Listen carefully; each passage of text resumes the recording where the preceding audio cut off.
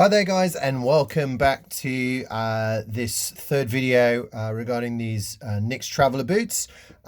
It's been a couple of weeks since I got the boots. I've been wearing them a lot. I've been through the usual issues with break-in period, and I just wanted to go through a couple of things that I found as I've been breaking these boots in. So the first thing I'm going to do is just take out these cedar boot trees from Trimley that have been absolutely fabulous. Actually, they've been really, really good. As I said in a previous video, they keep the boot nice and clean. They also keep the boots straight. I have quite short, quite wide feet. They are 9.5 double E US, which is, I think it's about 9 to 9.5 UK. But I've always had longer boots or longer shoes, just because I've had a problem with the width. These happen to be 10D, but they fit me just fine. They fit me really, really well. The issue that I had with these was an issue that I believe quite a few people get, which is in this area here, right across the top of the foot. I actually got an email from Nix after I posted an image of these on Instagram. They were saying that the this part here, which is called a kiltie, which is just an extra piece of leather that sits over the top of the tongue and protects the tongue from the laces, was sort of slipping down. It was sort of down here, and they said, oh, you know, have you got the laces tightened up enough?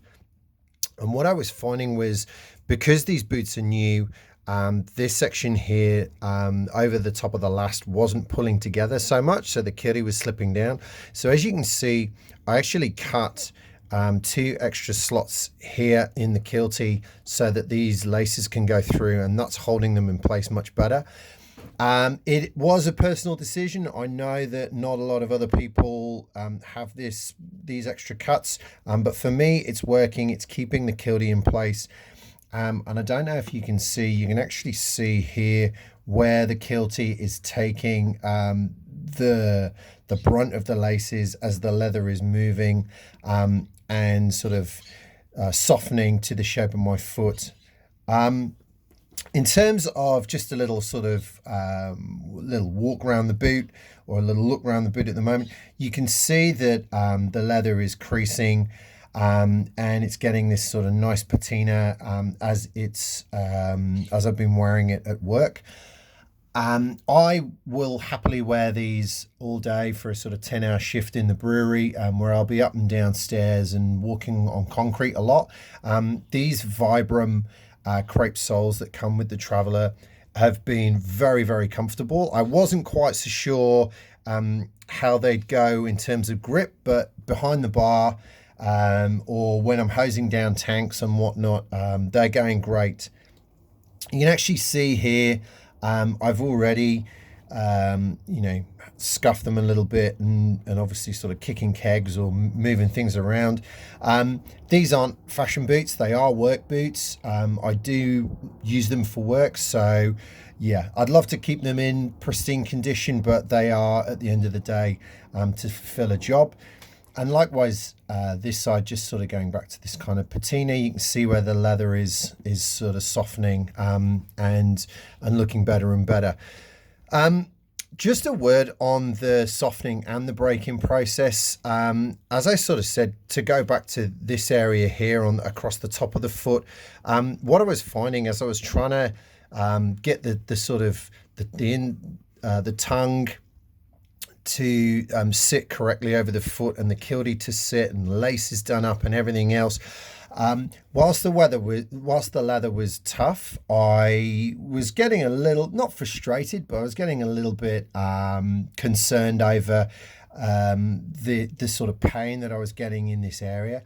And I had a look on the Nix video, and they mentioned using a mixture of what they said was rubbing alcohol and isopropyl alcohol, rubbing alcohol and water, which over here in Australia we don't have, can't really get rubbing alcohol, but you can get isopropyl alcohol. So this is just one of those little travel size spray bottles that you can get from the pharmacist.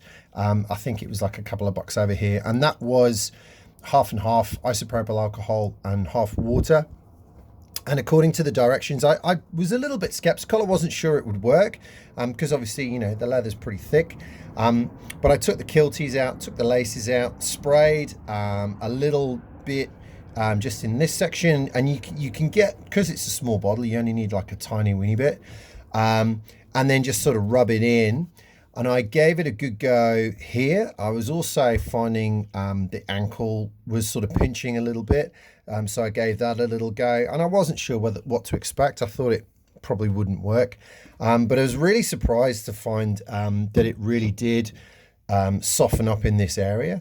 So on a couple of nights, I got the boots out, took the dog for a walk in them, came home. Whilst they were still warm, the leather was still kind of supple, gave them a quick spray, put the laces back in, did them up, put them back on the foot, and I'm absolutely certain it's definitely helped to break them in. So if you get a pair of these or a pair of Nicks, any of the other Nicks, I would recommend having a go with rubbing alcohol and water or isopropyl alcohol and water. It was interesting because a couple of other manufacturers say don't do that. Wesco, I know, said don't do that. I think White's as well, but I might be wrong. And it's interesting to see different boot manufacturers. Wesco talk about don't do anything to your boots for a month, just wear them. Nicks, obviously, as I said, have said, you know, use the mix if you do get problems. So with the Wescos coming in the next in about a month or so, it'll be interesting to see how they go. But anyway, very overall impression with these, absolutely superb. Really can't fault them. And yeah, looking forward to wearing them and continuing to wear them for work. And yeah, I think we'll probably leave it now for another month or two. And I might report back to you guys in a couple of months, and we'll see how you go. Thanks for your time.